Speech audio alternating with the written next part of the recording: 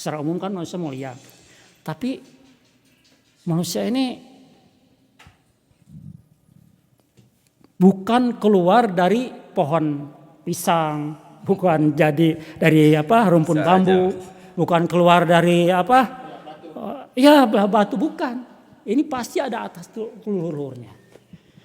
Nah, ketika saya lihat di sebuah channel ada orang anak-anak zaman tahun 70-an itu yang diadopsi sama orang-orang luar, mereka mencari leluhurnya ke sini. Ada yang mencari ibu bapaknya, sampai ada yang tidak ketemu sama sekali. Ada yang mencari, sudah tahu ibu bapaknya, pengen leluhurnya lagi, sampai tingkat terus, sampai mentok. Nah, di sisi lain juga kalau saya sebagai umat Islam ya, jadi Rasulullah SAW itu sampai ke Nabi Adam ada catatannya. Terus para turun-turunnya, para habaib itu ada sampai itunya.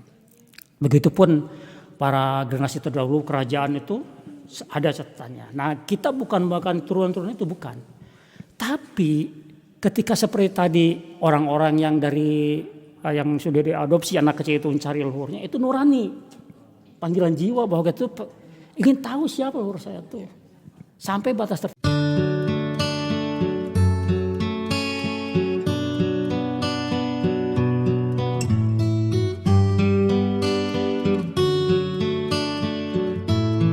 Bismillahirrahmanirrahim. Assalamualaikum warahmatullahi wabarakatuh. Alhamdulillah saudara-saudara bertemu lagi dengan Bar Persona. Sekarang saya biasa di studio The Truth TV Kang Dela. Di sini ada sesuatu yang di hati ini mengganjal atau ada sesuatu yang ilham atau naonnya. Jadi saat ini tuh saya tuh ada sebulan ini kurang lebih berpikir sesuatu dan saya sampaikan tanya ke banyak orang. Nah, di sini akan saya panggil sahabat saya, saudara, satu nusa satu bangsa, ada dari Papua dan dari Pontianak. Boleh dari Papua, Kang Peri di sini. Alhamdulillah. Lawan dulu nih Kang Peri, Bobers. Alhamdulillah. Dan satu lagi saya panggil nih sahabat saya, Kang P dari Pontianak.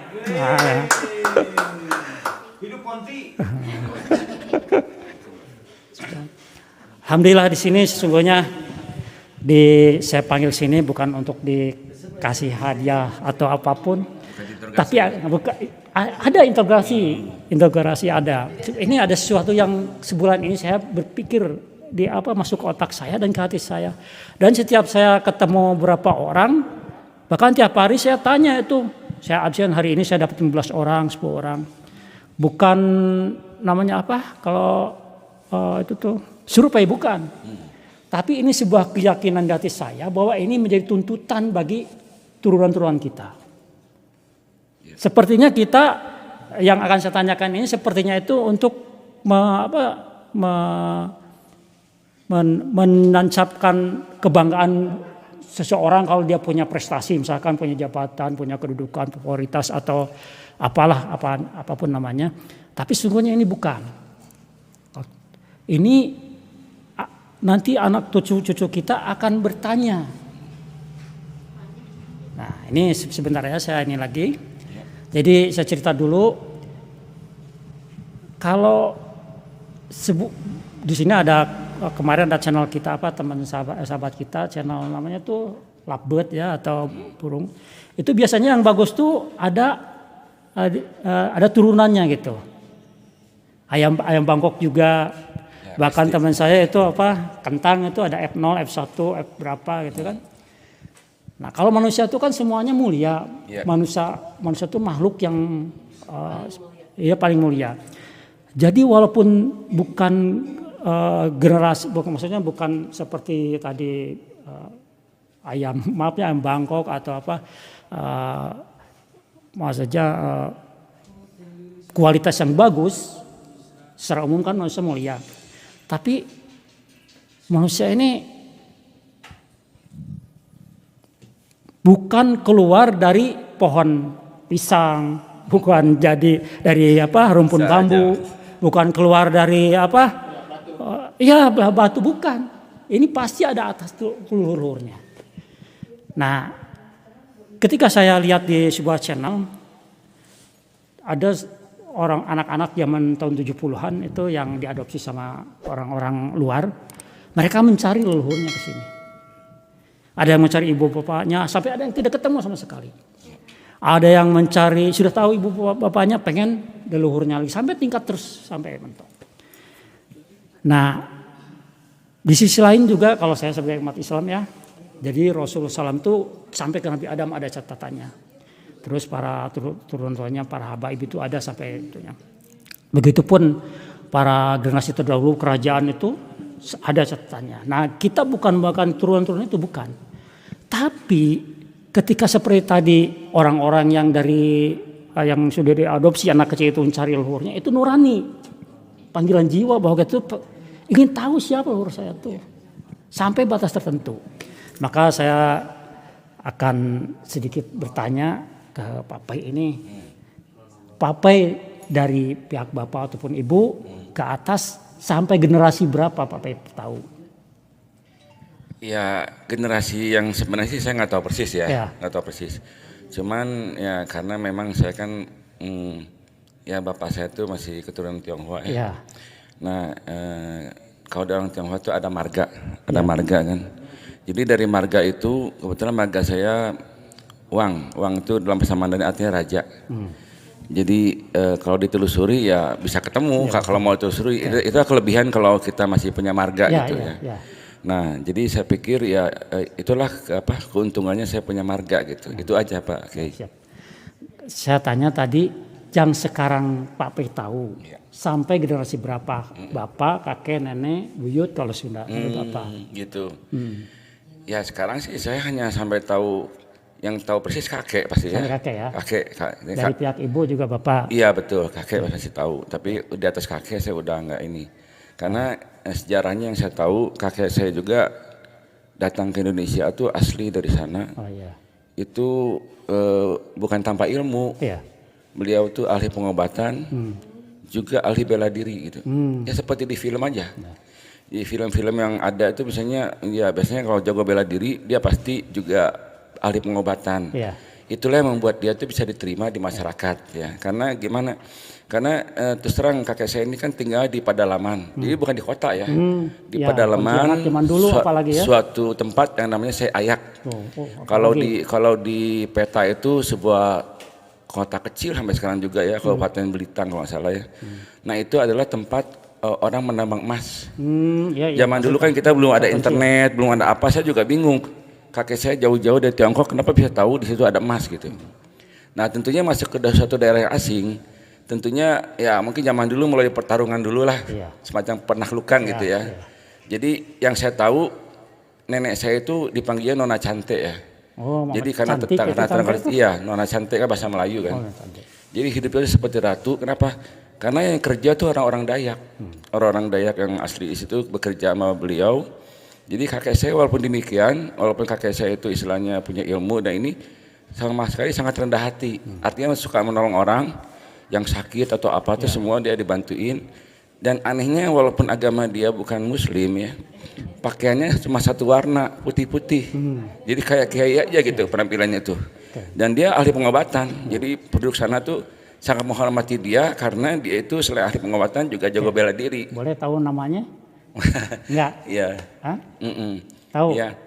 Jadi ini kalau Cina juga kan ada bahasa daerah ya. Kalau Wang itu kan bahasa Mandarin. Kalau bahasa daerahnya itu Bong dari suku Han ya. Jadi kalau bahasa daerahnya itu kakek saya itu Bong Sinkian ya namanya. Jadi kalau di orang Cina tuh gini di makamnya aja itu tertulis nama saya juga cucunya. Oh gitu. Iya. Nah itulah yang buat orang Cina itu kuat di marga ya. Jadi nggak hilang jejak gitu. Ya. Oke, terima kasih. Dapat pelajaran bahwa tadi betul ini tercatat segala macam itu penting, tidak hilang jejak. Karena tadi ada yang sudah terbukti yang orang yang tadi diadopsi itu anak mencari. Dan saya pun tadinya mau ajak dia ketemu. Jadi ada di daerah saya seorang dia tuh mencari bapaknya sampai sekarang. Ibunya masih ada. Dia tahu ibunya nama bapaknya itu siapa, orang situ. Dicari sampai sekarang masih penasaran. Padahal dia sudah punya anak. Artinya secara nurani dia mencari leluhur. Iya. Nah, begitupun. Mirip sebenarnya dengan kisah saya. Ya. Sebenarnya saya pun dari kecil sejak bayi umur 2 minggu ya, itu diadopsi. Oh gitu. Diadopsi oleh sebenarnya masih saudara ya. Ya. Jadi oleh kalau kebilangan tante lah. Ya. Jadi dia itu yang adopsi itu tante saya, berarti suaminya itu adalah abangnya ibu saya, ibu kandung. Okay. Diadopsi, tapi saking sayangnya saya tuh dibawa kabur gitu, disembunyiin ke Bandung. Akhirnya saya kehilangan jejak. Gitu. Ya artinya memang saya tidak tahu bahwa saya itu hanya anak angkat. Oke. Nah, gitu. Oke, saya potong biar agak ini. Nah, mudah-mudahan dengan demikian dan ini, tapi intinya Bapak leluhur Papai ini dulunya dari kota kecil di Pontianak, di sekitar Pontianak. Kampung kecil saya. Kampung kecil Pontianak. Itu tambang emas itu. Tambang emas. Mungkin ada saudara-saudaranya di sana bisa jadi bertemu dengan cara ini. Iya, akhirnya saya bisa tahu tuh gara-gara suatu hari mama saya tuh minta urusin paspor. Oh gitu. Kalau paspor kan bisa ada surat kematian ya. Oh gitu. Nah, saya lahir tahun 66. Tapi kenapa surat kematian bapak saya tahun 60? Berarti kan cuma 2 kemungkinan. Ya. Apakah ibu saya pernah nikah lagi atau saya sama sekali bukan anaknya. Nah, situlah kekuasaan Allah ya. Jadi dari situlah waktu itu pas persis lengsernya Pak Harto, saya tahu bahwa saya itu bukan anaknya beliau. Cuma saya bilang sama beliau, saya bilang, "Ma," saya bilang, apapun yang terjadi itu tidak akan menghilangkan kasih sayang saya pada mama kayak yang sudah membesarkan dari kecil kan. Cuma kan saya pasti tahu siapa saya gitu. Iya, betul. Nah, akhirnya saya dikasih kesempatan, dikasih tahu kamu aslinya itu ini. Saya penulisan sejak sampai ke kampung. Jadi kalau difilmkan waktu saya pulang kampung tuh disambutnya kayak anaknya hilang gitu. Iya, emang iya. Luar biasa gitu. Oke, untuk mempersingkat waktu. Sekarang saya tanya juga ke Pak Mas Kang Peri, ini dari Papua. Saya tanya Papuanya dari mana ini? Di Merauke. Merauke. Luas sekali kan Papua ini. Dari Sabang sampai Merauke. Sabang sampai Merauke. Beliau ini adalah musisi reggae. Saya kalau dengar musik beliau hati tekan-tekannya ingin karena iramanya kan irama ceria. Ini saya pun sama bertanya seperti yang tadi ke atas leluhur ini Mas Peri, Bang Peri ini. Kalau bahasa Papua kakak ya. Oh, kakaknya. Kak Peri ini ke leluhur ini tahu sampai mana? Saya cuma tahu ini aja, kakek saya juga. Kakek juga sampai. Iya, jadi saya mungkin yang ketiga gitu. Ketiga ya. Kakek saya, bapak saya. Ada keinginan pengen tahu ke atasnya? Sebenarnya sih pingin ya. Ada ya.